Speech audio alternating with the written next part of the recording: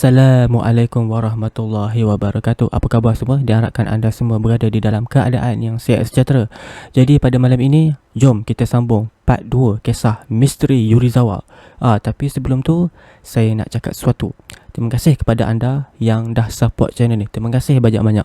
Semoga Allah merahmati anda dan juga memberkati anda selalu.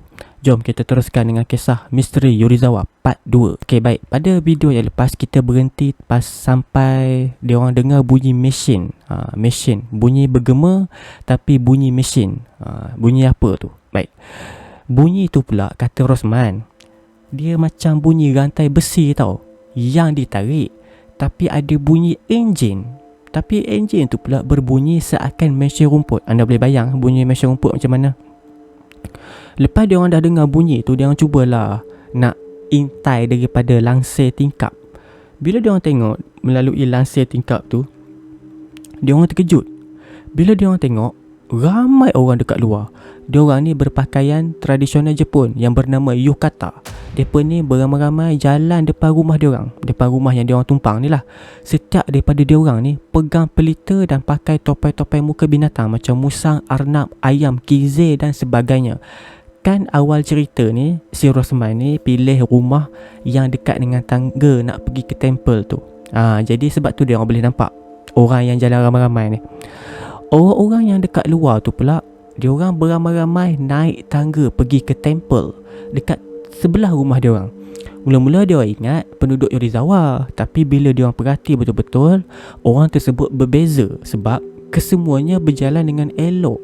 Sedangkan penduduk Yurizawa ni kebanyakannya warga emas, badan dia orang pula tegap-tegap, dan ada juga yang sador. Tapi penduduk Yurizawa ni pula kebanyakannya badan yang dah bongkok-bongkok, orang yang warga emas lah. Rambut dia orang ni pula hitam cantik, kulit tangan masih tegang. Boleh kata dia orang ni muda lagi lah. Pergerakan dia orang ni pula tak macam orang yang umur 70 tahun ke atas. Cergas dan fit lah orang kata. Tapi itu adalah mungkin orang luar lah kot. Itu adalah kata salah seorang kawan si Rosman ni. Tapi pelik, kenapa pakai topeng? Ni yang seriau ni. Disebabkan ketakutan tu lah, diorang ni berpakat nak tidur dekat ruang tamu beramai-ramai malam tu. Setiap kali nak pergi toilet, kena berteman lah jawab dia. Walaupun toilet tak jauh pun, 3 meter je daripada ruang tamu. Sedia maklum lah macam mana hardcore dia herbal legend Jepun daripada filem-filem seram direct to video Japan horror dengan Yamazaki, iaitu roommate Rosman dekat kampus. Diorang tak nak ambil risiko. Kisah ni dia lebih kurang macam Japan horror flip plotline lah yang diorang dah tengok. Tapi tak ada yang normal pun pasal penampakan tersebut. Mungkin sebab itulah Yumiko dan penduduk kampung bersungguh larang diorang ni keluar rumah pada waktu malam. Jadi diorang ingat benda ni terjadi macam dalam kisah seram Jepun. Jadi sebab itulah diorang tahu yang Yumiko ni tak bagi diorang keluar rumah. Sebab itulah diorang fikir, oh inilah sebab dia kenapa Yumiko larang keluar rumah. Mungkin dia takut apa-apa berlaku. Sekarang kesemua diorang ni telah dilanda dilema. Ada setengah daripada diorang masih beria-ia nak buat aktiviti ni, dan adalah beberapa orang daripada grup social workers ni, diorang dah mula rasa tak sedap hati dan rasa nak balik. Tapi masalah dia, van yang hantar tu diorang akan datang balik, tapi 2 minggu lagi. Dan sekarang ni nombor telefon kontak driver van tu ada dekat Yumiko. Jadi masalah dia nak kena jumpa Yumiko lah. Tapi sebenarnya nak cakap dengan Yumiko ni pun dah rasa serba salah. Tapi takut dia kecewa pula. Sebab bayangkan 16 jam daripada Tokyo naik van. Bayangkan jauh. Tiba-tiba baru je nampak benda yang menakutkan dan nak balik. Rasa sedih lah pula kan.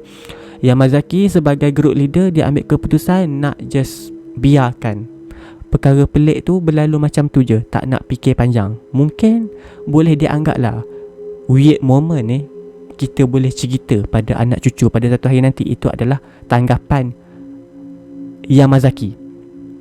Mungkin besok dia akan slow talk lah dengan Yumiko-san pasal ni, dan tengoklah macam mana. Kalau tak boleh balik, tak boleh call van, mungkin nak pindah rumah je lah kan. Itu adalah plan dia lah.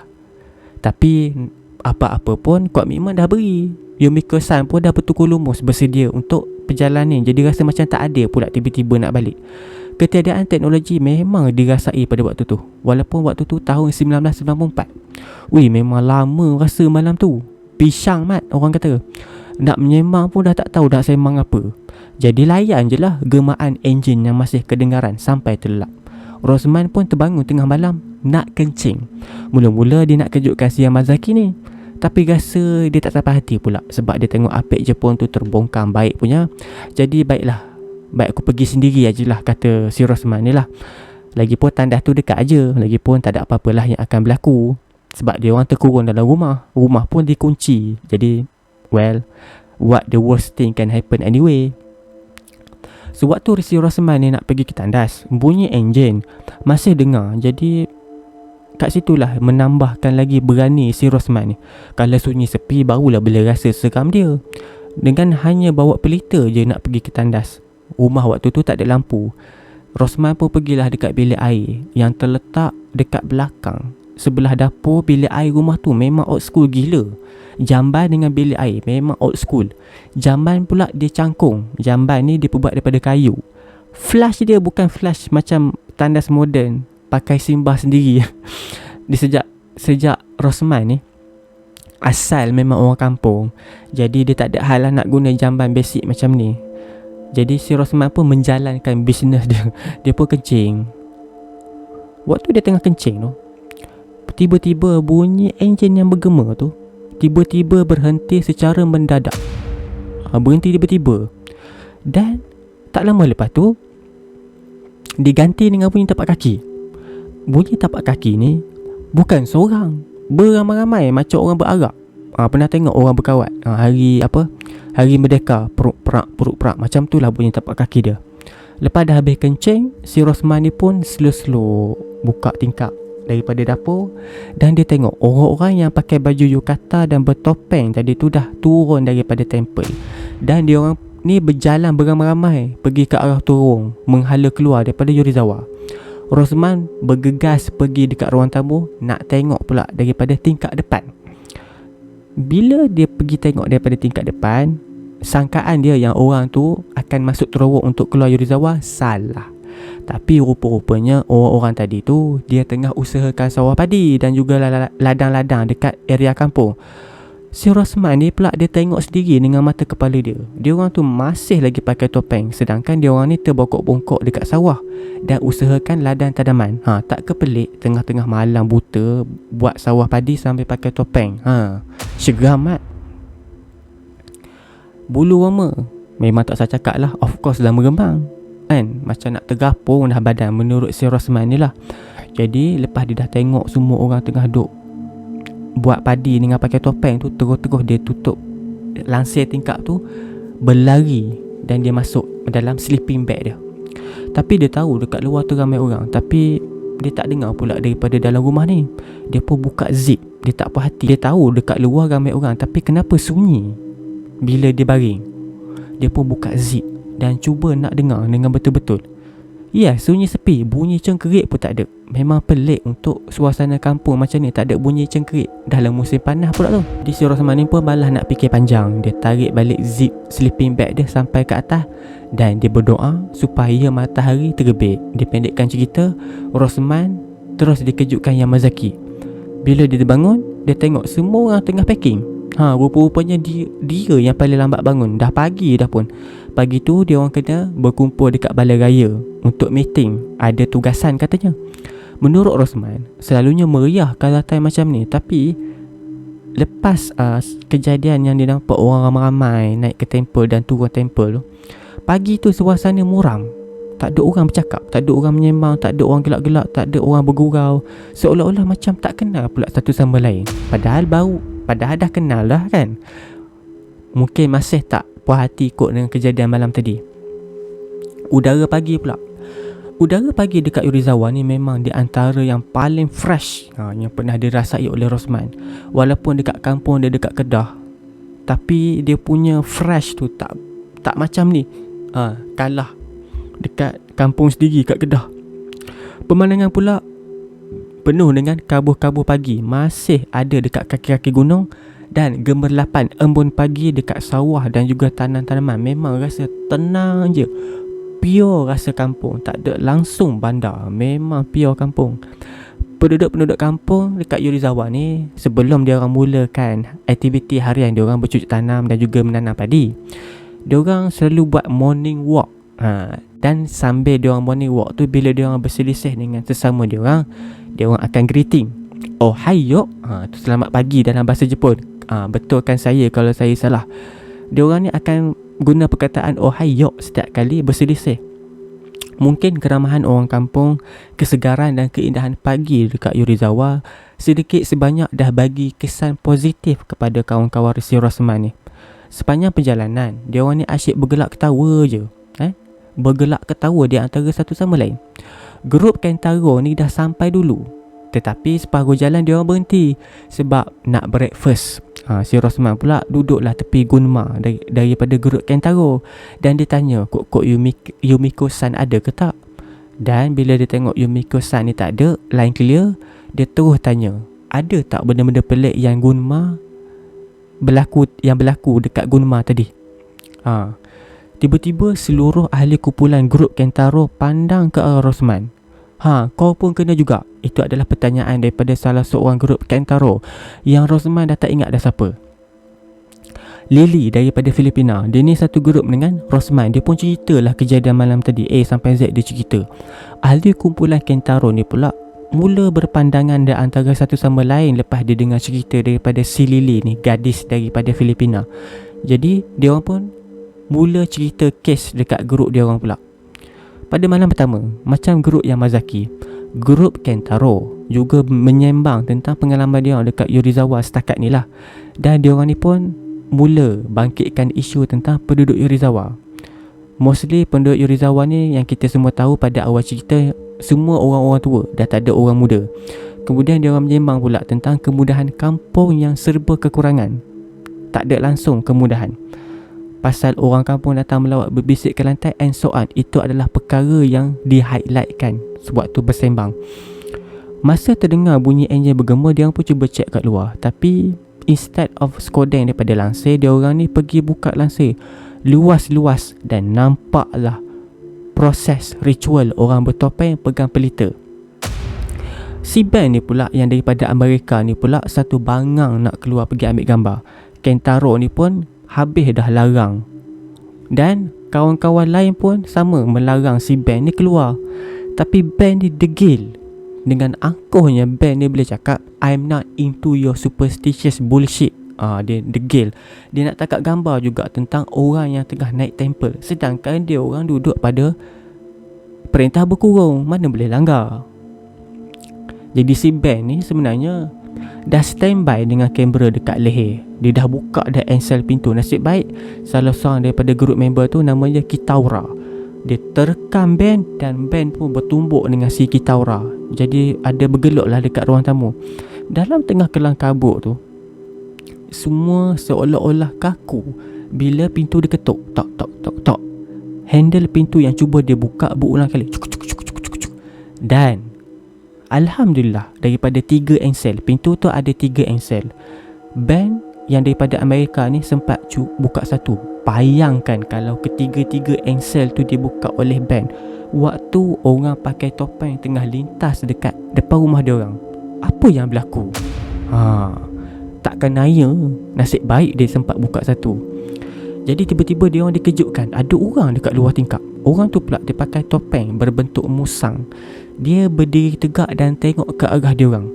Jadi dia orang ni pun berpelukan lah dalam ketakutan tu. Orang bertopeng yang berbentuk musang tu kemudian dia keliling rumah yang dia orang duduk tu. Dan bayang-bayang dia sentiasa ada dekat setiap tingkap. Setiap kali dia lintas tingkap, itulah ada bayang dia. Ben ni pun try lah nak tutup lansir, takutlah orang nak buat benda jahat ke apa kan. Ben yang daripada Amerika ni cepat-cepat nak pergi tutup balik lansir yang terbuka tu. Belum sempat dia nak tarik, si topeng musang tu dah muncul depan dia, betul-betul depan batang hidung dia. Cuma tingkat cermin je yang pisahkan dia orang. Kau tidak habis. Menurut Kentaro lah, waktu berhadapan dengan Ben, orang tu buka topeng dia pula selama beberapa saat. Tapi dia beredar, semua tak nampak muka orang tersebut, sebabkan kepala Ben menghalang. Tapi apa-apa pun, lepas Ben nampak wajah orang yang pakai topeng musang tu, Ben tiba-tiba termenung. Dia jadi tak nak bercakap, dia jadi tak nak tidur, dia asyik termenung je. Jadi diorang ni pun cubalah tepuk-tepuk si Ben ni, nak sedarkan dia, tapi fikiran dia macam ada ke tempat lain. Adalah beberapa minit kemudian, dia cakap dia mengantuk. Dan pagi tadi dia cerita dekat semua orang yang dia dah fed up dan dia nak berhenti buat kerja amal ni. Si Rosman perasan lepas si Ben ni kata dia dah fed up, dia dah tak nak buat kerja amal ni lagi, dia nak balik ke Tokyo. Si Rosman ni perasan Mak Saleh tu tak ada dekat balai raya. Jadi si Rosman ni pun tanya, Ben pergi mana? Kentaro ni pun cerita, Ben ni ditemani oleh Yumiko-san. Dia nak pergi ke simpang masuk kampung Yurizawa dekat tepi highway tu. Dia nak ambil bas, nak pergi dekat pekan berdekatan dan nak balik ke Tokyo. Jadi apa yang Yumiko-san rasa pasal kejadian ni? Tanya guru Yamazaki lagi. Jadi dia mengamuk lah jawapan dia. Itu adalah jawapan daripada wakil guru Kentaro. Rasa macam tak percaya gadis yang periang dan ceria macam Yumiko-san tu tiba-tiba boleh mengamuk. Tapi apa sebab dia? Ini dia. Menurut Kitaura, Yumiko-san menjerit-jerit makcik tu tadi. Nasib baik korang grup Yamazaki tak sampai lagi. Kalau sampai, sekali harung kena maki amun jugalah. Sebenarnya grup Kentaro ni daripada kejadian tu lah, sejak daripada kejadian tu lah, dia orang ni dah tahu hati nak teruskan kerja amal ni. Dah lah kena tegur, lepas tu kena marah pula. Kita orang ni volunteer, bukan kena bayar. Datang sini pun pakai duit sendiri. Satu persatu ketidakpuasan hati diluah oleh ahli-ahli grup Kentaro ni. Yamazaki dengan Gunma cuba nak pujuk balik ahli-ahli yang tengah marah, yang tak puas hati ni. Dah sampai sini pun, tolonglah, cubalah bertahan seminggu ke apa dan sebagainya. Itu adalah cara dia orang pujuk kepada ahli-ahli grup supaya bersabar. Tiba-tiba dalam dia orang tengah duk balah tu, tiba-tiba suara Yumiko. Suara ceria Yumiko. Ohayo gozaimasu. Tiba-tiba suara ceria Yumiko tu hentikan perdebatan semua dia orang. So Yumiko ni pun ceritalah bahawa Ben ni dah naik feeder bus nak pergi ke pekan dan dia kirim salam kat semua orang. Pelik. Tadi dia punya marah sampai maki-maki hamun, punya marah menjerit-jerit. Bayangkan tiba-tiba dia flip 180 darjah jadi happy dan riang macam biasa. Tapi keceriaan Yumiko tak cukup nak ubah heavy atmosphere dalam balai raya. Tiba-tiba Kentaro ni panggil Yumiko-san. Lepas Yumiko-san dah pasang telinga nak dengar, Kentaro ni apa lagi, dia ceritalah kejadian malam tadi dekat Yumiko. Kejadian yang dia orang nampak orang yang pakai topeng tu lah, pakai baju yukata naik kat temple. Lepas tu ada orang yang pakai topeng musang tu buka topeng depan band lah dan sebagainya. Dia orang cerita semua benda tu dekat Yumiko. Tak ada satu part pun yang tertinggal. Yumiko ni pula terhangguk-hangguk duk dengar penjelasan daripada Kentaro. Tapi pada masa yang sama, si Yumiko-san ni dia cuba nak sorokkan perasaan sebenar di sebalik senyuman paksa yang dilemparkan. Waktu Kentaro explain pasal kejadian malam tadi, Yumiko-san sebenarnya tak selesa. Tapi disebabkan dia tak nak rosakkan mood, dia terpaksa sorok dan dia senyum paksa. Itulah dia terpaksa buat. Jadi lepas dah Kentaro explain A sampai Z, tiba-tiba Yumiko dengan tenang dia kata, tak ada apa-apalah, shipai sharena. Gitulah bahasa Jepunnya. Dia kata jangan risaulah. Macam tu je. Tiba-tiba si Rosman ni, tak ada apa-apa kepala bapak engkau lah. Itu adalah kata Rosman dalam hati. Tak perlulah dia nak voice out, sebab Yamazaki pun dah jumpa Yumiko.